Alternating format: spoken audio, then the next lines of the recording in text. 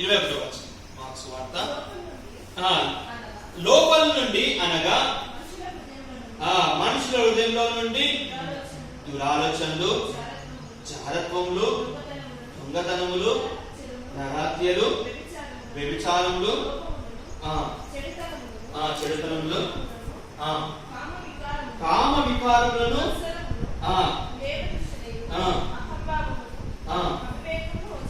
అవివేకములు, ఇవన్నీ మనిషి హృదయంలో నుంచి మనిషి ఏం చేస్తున్నాయంట? అపవిత్రపరుస్తున్నాయి. మన జీవితం ఒకప్పుడు ఎట్లా ఉంది? అపవిత్రతలో, సన్యాసి జీవితంలో అపవిత్రత ఉండకపోయింది. మరి మనం కూడా ఒకప్పుడు అలాంటి అపవిత్రతలో నిన్నప్పుడు ప్రభు 12 గంటలకు నీ కొరకు నా కొరకు ఏ విధంగా సమస్య కొరకు కూర్చున్నాడో నీ నా కొరకు కూడా ప్రభు ఈ దినమున ఆయన విజ్ఞాపన చేస్తున్నాడు. నీ కొరకు నా కొరకు ఇంకా మనము తప్పిపోకుండా, ఈ లోకమనే మాలిన్యంలో మనము పడిపోకుండా, దురభిమాన పాపంలో పడిపోకుండా నీ కొరకు నా కొరకు ప్రభు ఏం చేస్తున్నాడంట? విజ్ఞాపన చేస్తున్నాడు. దాన్ని బట్టి ప్రభు మనకు చెల్లించాడు. మొదటగా రెండో మరణం నుంచి ప్రకటన 21 ప్రకారం రెండో మరణం నుంచి విడిపించిన కొరకై, రెండోదిగా పాతాళం యొక్క బలం నుంచి కీర్తన 49:15 ప్రకారం నిన్ను ప్రభు పాతాళ బలం నుంచి విడిపించినాడు. మూడోదిగా పాపం యొక్క బలం నుంచి నిన్ను ప్రభు ఏం చేసినాడు? విడిపించినాడు. అపవిత్రత నుంచి విడిపించినాడు. దేని బట్టి అంటే మొదటి యోహాను సువార్త 1వ అధ్యాయం 9వ వచనం. దేని బట్టి చెప్పగలుగుతామంటే మన పాపము మనం ఒప్పుకునేలా ఆయన నమ్మదగిన వాడు, నీతిమంతుడు కనుక ఆయన మన పాపమును క్షమించి సమస్త నుంచి ఇప్పుడు మనం ఏం చేసినట్ట? పవిత్రులుగా చేసిన. దాన్ని బట్టి స్తుతించు, ఆరాధించు, కొనియాడపరచబడు, గణపరచు, తర్వాత ఆయన్ని కృతజ్ఞతాస్తుతులు చెల్లించు, పూజించు. ఈ ఆరంభాలతో ప్రభుని ఆయన చేసిన మేలు బట్టి కాబట్టి. ఎందుకంటే మన స్థితి మన యొక్క క్రియ రూపకంగా చాలా ఇంపార్టెంట్ గుర్తుపెట్టుకోండి. అంటే మన క్రైస్తవ జీవితం అంటేనే ప్రాక్టికల్ జీవితం. ఇప్పుడు మనకి సినిమాలో సీరియల్ ఏం చేస్తారు వాళ్ళు? నటన అంతే, అది అంతవరకే, అది అక్కడ వరకే. అది ఏమంటారు, రాదు, నిత్యంలోకి రాదు, అంతవరకే, అది అక్కడ వరకే. ఈ లోకంలో నటించమంటూ అంతవరకే నటన, ఇంతవరకు. కానీ మన జీవితం అలా కాదు, క్రైస్తవ జీవితం అట్లా కాదు. గుర్తుపెట్టుకో ప్రియుగా, మన జీవితము నిరంతరం ప్రభుతో స్తుతించబడడానికి, ప్రభుతో నిత్యం ఆయనతో ఉన్నందుకే నీకు నాకు ప్రభు లోకం నుంచి విడిపించాడు. మొదటిగా నిన్ను ప్రభు మరణం నుంచి, రెండో మరణం నుంచి విడిపించినాడు. ప్రకటన 21:8. ఆదరణ బలం యొక్క విడిపించినాడు. కీర్తన 109:15 వచనం ప్రకారం. మార్కు సువార్త 7:21 అపవిత్రత నుంచి నిన్ను ప్రభు విడిపించినాడు. అంతే మాత్రమే కాకుండా ద్వితీయోపదేశకాండం 28:15 వచనం. ద్వితీయోపదేశకాండం 28:15 నుంచి ప్రభు ఏం చేసినాడు? విడిపించినాడు. చదవండి. ద్వితీయోపదేశకాండం 28వ అధ్యాయం 10వ వచనం.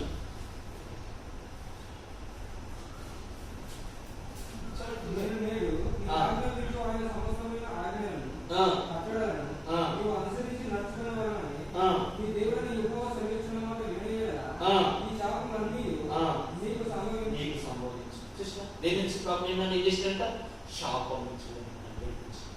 ఇవన్నీ శాపానికి ఎక్కడి నుంచి 15 నుంచి మొదలు పెడితే 64 వచనం, ఇవన్నీ 68 వరకు చదువుతారు. ఇవన్నీ కూడా ఎందుకంటే దేవుడి మాటను వినని వాళ్ళందరికీ ఏం వస్తాయి? శాపం అనేవి అనుగ్రహించబడి. అంటే ఆ శాపం నుంచి ప్రభు విడిపించినాడు. రెండో మరణం నుంచి విడిపించినాడు. ఆ పాతాళం యొక్క మరణం నుంచి విడిపించినాడు. ప్రతి అపవిత్రం నుంచి నిన్ను ప్రభు ఏం చేసినాడంట? విడిపించినాడు. దేని కొరకు? దేని కొరకు? దేని కొరకు? దేని కొరకు? చదవండి. ప్రకటన 19:9 చదవండి. దేని కొరకు? ప్రకటన గ్రంథం 19వ అధ్యాయం 9వ వచనం. మరియు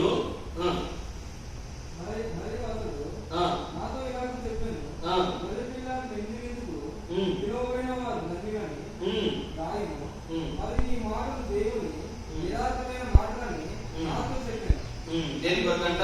దేని కొరకు? పెళ్లి గొర్రె పిల్ల, పెళ్లి బిందు కొరకు. ఇప్పుడు మనం అందరం ఏమైనామంట? పిలవబడి ఉన్నాం. దేని కొరకు అంటే 1000 ఏళ్ల పరిపాలనలో నువ్వు నేను కూడా ఆయనతో యుగ యుగంలో ఉండాలని నిన్ను ప్రభు ఏం చేసినాడు? పిలుచుకున్నాడు. మొన్న కూడా మనము చూసుకున్నాం. మనం ఏం చూస్తున్నామో మరి సంఘపడలో చూస్తున్నాం. ప్రభు ఏం చేసినట్ట? అబ్రహాం పిలిచినట్ట. చదవండి హెబ్రీ రాసిన పత్రిక 11వ అధ్యాయం. హెబ్రీ రాసిన పత్రిక 11వ అధ్యాయం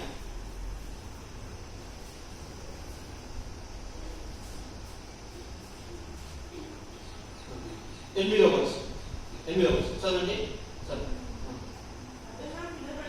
అబ్రహాం పిలువబడినప్పుడు విశ్వాసం వచ్చి ఆ పిలుపుకు లోబడి తాను శ్వాసమునకు పొందిన ప్రదేశమునకు బయలు వెళ్ళాను. నేను కూడా ఆ స్థలం కొరకు పిలువబడినాను. గుర్తుపెట్టుకోండి, ఆ స్థలం కొరకు నేను కూడా పిలువబడినాను. గుర్తుపెట్టుకోండి. లోకం నుంచి నిన్ను ప్రభు ఏం చేసినాడు? విడిపించినాడు. లోకం యొక్క బలం నుంచి విడిపించినాడు. లోకం అనే అపవిత్రతను విడిపించినాడు.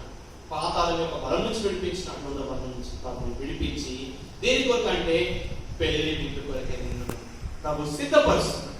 దాన్ని బట్టి ఉదయకాలంలో ప్రభుని స్తుతించు, ఆడించుకుని పరుచు. ఇంకా ప్రభు రాడు భూమి మీదకి, గుర్తుపెట్టుకో ప్రియుడా, అని మొదటితనం వచ్చినాడు, వెళ్ళిపోయినాడు. మళ్ళీ ప్రభు రాడు, గుర్తుపెట్టుకో, భూమి మీదకి రాడు. ఆయన ఎడికి వస్తాడంట? మధ్యాకాశానికి. అయితే ఈ భూమి నుంచి మనం వెళ్ళాలంటే మధ్యాకాశానికి పెళ్లి విందు కొరకై నేను కూడా ఈ భూమి సిద్ధపడి మనం వెళ్ళాలని వచ్చిన పని కార్యం ఏదైతే అది చేసిపోయినాడు ఆయన ప్రభు. గుర్తుపెట్టుకో, ఆయన చేసి వెళ్ళిపోయినా. సమస్తము ముఖం మీద ఉమ్ము వేయించుకున్నాడు, సిల్వను మోసినాడు, తర్వాత 1 తక్కువ 40 దెబ్బలు తిన్నాడు నీ కొరకు నా కొరకు. ఇంకా తర్వాత ప్రతి ఒక్క మనకు రావాల్సిన సంఖ్య ఆ యొక్క కలవసులో భరించినాడు. గుర్తుపెట్టు, సమస్తం మనం చేయవలసిన కార్యం అంతే చేసినాడు. ఎందుకు ప్రభుకి 39 దెబ్బలు కొట్టినారు? 40 కొట్టచ్చు కదా, 50 కొట్టచ్చు కదా. ఎందుకంటే ఒక నియమం. చదవండి ద్వితీయోపదేశకాండం 25వ అధ్యాయం 2-3 వచనం. చదవండి ద్వితీయోపదేశకాండం 25వ అధ్యాయం 2-3 వచనం. మనుషులకు వివాదం కలిగి న్యాయసభకు వచ్చినప్పుడు న్యాయాధిపతులు విమర్శించి నీతిమంతులనియు దోషిని దోషినియు తీర్పు తీర్చవలను. ఆ దోషి శిక్షకు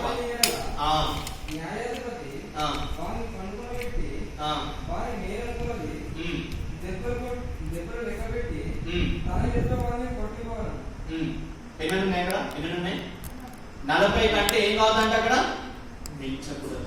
చూస్తే ఎవరి కొరకు ప్రభు ఆ 40 దెబ్బలు అంటే 1 తక్కువ 40 దెబ్బలు ఎందుకు? 40 కంటే ఎక్కువ కొట్టవద్దు.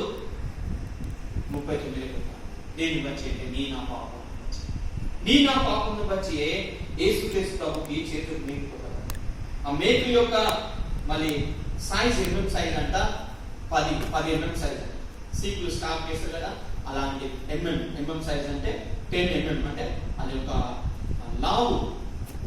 చూసిన 150 కిలోల బరువు శిలను మోస్తున్నాడు. చేతులకు మేకులు కొట్టించుకున్నాడు. 10 mm సైజ్ మేకుల సైజ్ కొట్టించుకున్నాడు. ఒక్క సైజు మేకులు ఎంత ఉంటాయంటే 13 నుంచి 18 సెంటీమీటర్లు ఉంటాయి. ఆ మేకు చూసిన 150 కిలోల బరువు, 72 ములులు. ఒక ములులు అది కిరీటము 72 ఉన్నాయంట. తర్వాత ఈ ములుగ ఈ ఒక మేకుల సైజ్ ఎంత ఉందంట? 13 నుంచి 18 సెంటీమీటర్లు. ఎందుకు అంత ప్రయాసం ఎందుకు పడ్డాడంటే నిన్ను ప్రభు విడిపించాడు. ఆ పాపము బంధకం నుంచి విడిపించాడు. ఏ విధంగా సమస్యని విడిపించినాడో నిన్ను ప్రభు విడిపించినాడు. దాని గురించి ప్రభు కృతజ్ఞత చెల్లించాడు.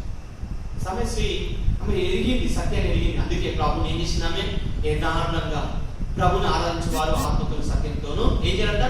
ఆరాధించాలి. గ్రహించింది. నువ్వు గ్రహించిన మా యుగకాలంలో నిన్ను కూడా ప్రభు విడిపించినాడు, నన్ను కూడా లోకం నుంచి విడిపించినాడు అని ఎరిగినావా? గుర్తెరిగినావా? అయితే దాన్ని బట్టి ప్రభు స్తుతించు. రెండో మరణం నుంచి విడిపించినాడు, పాతాళం యొక్క బలం నుంచి విడిపించినాడు, లోకం యొక్క అపవిత్రం నుంచి విడిపించినాడు, శాపం నుంచి విడిపించినాడు. మరి ఆమెకి ఈ యొక్క 4 స్థితుల నుంచి ప్రభు సమస్యను విడిపించాడు. కాబట్టి ఆమె ఏం చెప్పింది? దేవుడు ఆత్మ కనుక ఆరాధించు, వాళ్ళ ఆత్మతో సత్యంతో ఆరాధించు. నా కొరకు ప్రభు ఎంతగా ప్రయాసపడినాడు, నా పాపం కొరకు ప్రభు ఎంతగా ప్రయాసపడినాడు ఆమె ఎరిగింది. కాబట్టి ప్రభుని యథార్థంగా స్తుతించింది.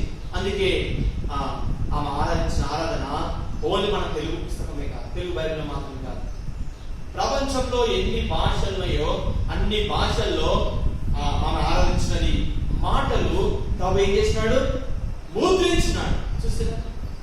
మరి మనం కూడా ఆ విధంగా ప్రభు ఉదయకాలం స్థుతించాలి, ఆరాధించాలి. ప్రభుకి యథార్థాన్ని చాలా ఇష్టం. మనం ఎవరు చూడాలి ఇక్కడ? మన ప్రభు చూస్తాం. మన ప్రభు కొరకు మనం ప్రయాసపడాలి, ఆ మనుషుల కొరకు కాదు, ఎవరి కొరకు కాదు. ప్రభు, ఎందుకంటే నిన్నను ప్రభు లోకం నుంచి నిన్ను ప్రభు ఏం చేసినాడు, ఏర్పరిచాడు. చదవ మాటతో చదువుకొని మనము యోహాను సువార్త 15వ అధ్యాయం 19వ వచనం చదువుకొని మనము ఆలోచనకి ప్రవేశిద్దాం. చదవండి.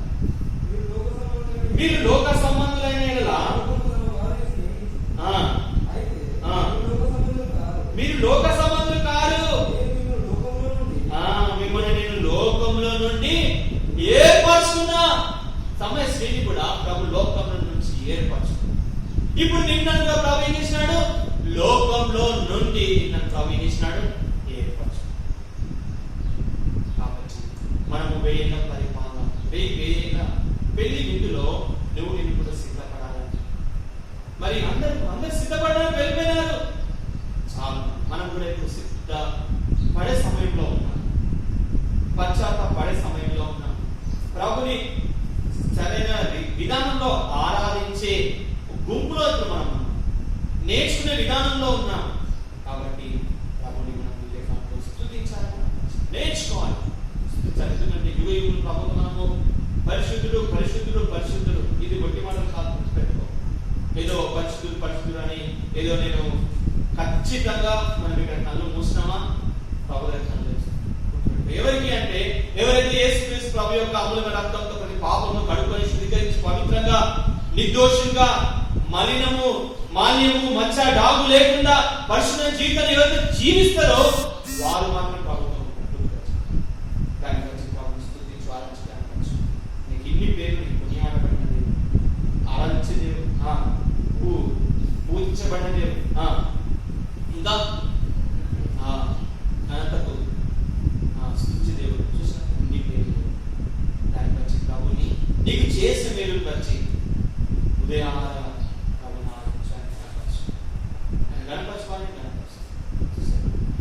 విధంగా ప్రభుని కొరకు ఎంతగానో ప్రయాసపడు. ఒక మీద ఉప్పు చేసినామంటే అంత ఈజీగా నువ్వు క్రీస్తు అయితే సులువు దిగి రా అని ఏం చేసిన ప్రభుని ఒక ముద్ద అన్నం తింటే ఏమన్నారు ప్రభుని, తిండిపోతూ అన్నం తినకపోతే అది వీడు దయపడినాడు వీడు. చూసారా ప్రభు ఎంతగా నీ కొరకు నా కొరకు అంత ఎంత ఓడ్చుకొని చూసినా. ఒక్క ముద్ద అన్నం తింటే ఏమన్నారు, అరే వీడు తిండిపోతున్నా. నేను చెప్పండి, నేను చెప్పడం కాదు, మధ్య స్వార్థం. వీడు తిండిపోతున్నా వీడు. సరే తినకుండా మౌనం ఉంటే అది వీడు దయపడినాడు రా. చూసారు ప్రభు ఎంతగా నీ కొరకు నా కొరకు ఏం అవసరం అంటే నా పిల్లలు నరకం పోవడా ఆయనకి ఏమాత్రం ఇష్టం లేక ఆ నరకం తప్పించడానికే ప్రభు ఆయన భూమి మీద 33 సంవత్సరం నీ కొరకు నా కొరకు రాసిపడ్డాడు. ప్రియుడా, మర్చిపో. యథార్థంగా పరిశుద్ధమైన జీవితాన్ని కలిగి జీవించు, నిర్దోషమైన జీవితం కలిగి జీవించు, మలినం డాగు మచ్చ ఏమి లేకుండా జీవించు. అది చాలా. ఎందుకంటే మనం ప్రభు పరిశుద్ధుడు కనుక మనం ఎలా ఉండాలంటే ప్రభు లాస్ట్ ఇచ్చేది హోలీ లైఫ్. గుర్తుపెట్టు, హోలీ లైఫ్ ఒకటే. నువ్వు ఎంతగానో పరిశుద్ధం కాపాడుతున్నావు, అది చాలు. దాన్ని బట్టి ప్రభు యుద్ధకాలంలో స్థితించు, ఆలోచన ప్రభు ఈ వాక్యాన్ని దీవించి మరి ఒకటిద్దరు ఆలోచించండి. తర్వాత మరి బలపత్రంలోకి వెళ్తాం. మరి లైవ్ లో చూసిన వాళ్ళు కూడా మరి ప్రభుని ఆరాధించండి, ప్రభుని కనపరచండి. దాని తర్వాత మళ్ళీ బలపత్రం మనం ఆలోచించండి.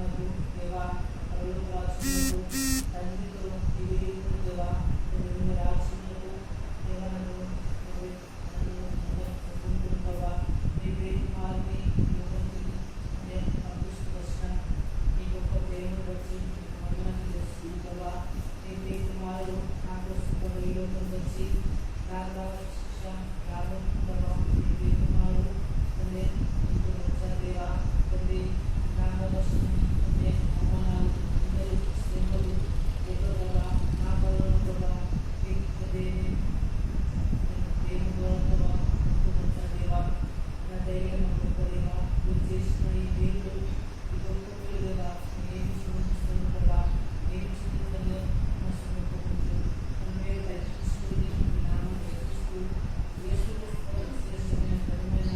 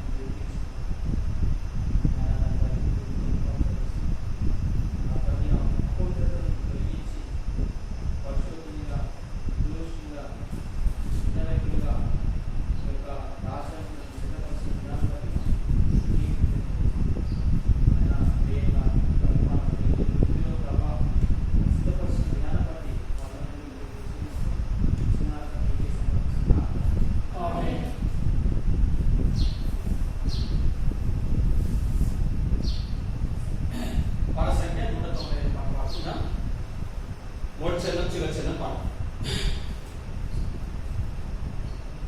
సంఖ్య 195 పాడకుండా చివరి మొదటి చరణం చివరి చరణం పాడకుండా పాత పాట పుస్తకంలో 845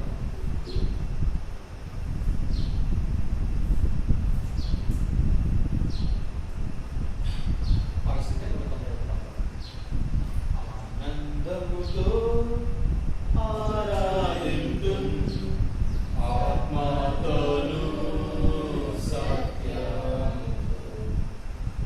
ఆనందముతో ఆరాధింతుం ఆత్మతోను రక్షణ మాత్రం నేనెత్తుకొని స్తుతులనర్పిస్తును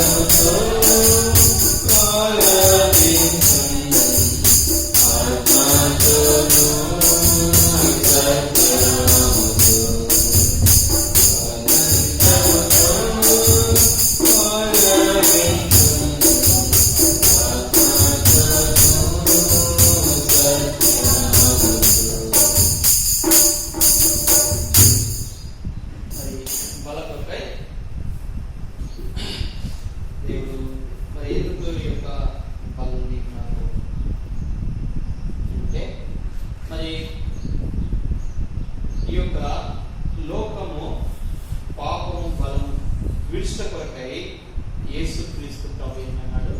శిలువ మీద మన పాపం కొరకై ఆయన బలి అయినాడు. అయితే ఈ యొక్క పాపం బలం విడిపించాలంటే మనకి పునరుద్ధాన శక్తి బలం అవసరం. పాపం బలం నుంచి మనము విజయాన్ని పొందాలి అంటే మనకు చాప కాదు. గుర్తుపెట్టు, ఈ లోకం యొక్క పాపం బలం జయించాలి అంటే ఆయన యొక్క పునరుద్ధాన శక్తిని మనం వేడుకోవాలి. ప్రతిరోజున అడగాలి. ప్రభా, నీ యొక్క పునరుద్ధాన శక్తి నాకు అనుగ్రహించు, నీ పునరుద్ధ శక్తి నాకు అనుగ్రహించు. ఎందుకంటే చూడండి, సంసోను ఆ బలాన్ని పొందుకున్నారు. వాళ్ళు తెలుసుకున్నారు. అంటే తెలుసుకున్నట్టే వాళ్ళు తెలుసుకోలేదు ఆ బలం ఏంటి. ఆ బలం అనేది ఏదో జిమ్ పోతే ఫుడ్ తిని జిమ్ పోతే ఆ బలమా, మళ్ళీ కండ బలమా, గుండె బలమా, అన్ని చెక్ చేసినారు. ఆ బలం మీద వాళ్ళకి అర్థం కాలేదు. శక్తి ఏందో, అరే ఒకటేసారి దవడంతో వెయ్యి ఏం చేసినాడు? 1000 మందిని హతం చేసినాడు. ఏంటి ఆ బలం? అంటే శక్తి ఏంటి? వాళ్ళు ఫైండ్ అవుట్ చేయలేకున్నారు. అయితే నీకు నాకు చాలా చక్కగా తెలుసు బైబిల్లో. మరి తర్వాత ఏ విధంగా ఆ యొక్క ఫిలిస్తీయులు ఏ విధంగా ప్రణాళికలు చేసి ఆ యొక్క బలాన్ని తెలుసుకున్నారో మనం మరి నాయకులు ఉన్నది స్పష్టంగా తెలుస్తుంది. వాళ్ళు జయించలేకపోయినారు ఆ బలాన్ని. కాకపోతే లాస్ట్ ఏం చేసినారు? అపవాది యొక్క ఏమంటారు ప్రణాళికలతో మరి ఏం చేసినారు? ఆ బలాన్ని కృంగదీసినారు అంతే. ఇంతవరకు వాళ్ళు చెప్పగలుగుతున్నారు. అయితే మనం కూడా అలాంటి బలం శక్తి ఉండాలి. ఆ శక్తి కావాలి అంటే ప్రభు ఒక్కడే అనుగ్రహిస్తారు. పునరుద్ధరణ శక్తి ప్రభు దగ్గర మనం వేడుకోవాలి ప్రతిరోజు. ఇప్పుడు మన దగ్గర నిలుచున్నది ఏంటంటే పునరుద్ధరణ శక్తి ఒకటి. ఆ బలం బట్టి మనం లోకాన్ని ఏం చేసి మనము జయించవచ్చు. లోకాన్ని లేంటే జయించలేము. గుర్తుపెట్టు,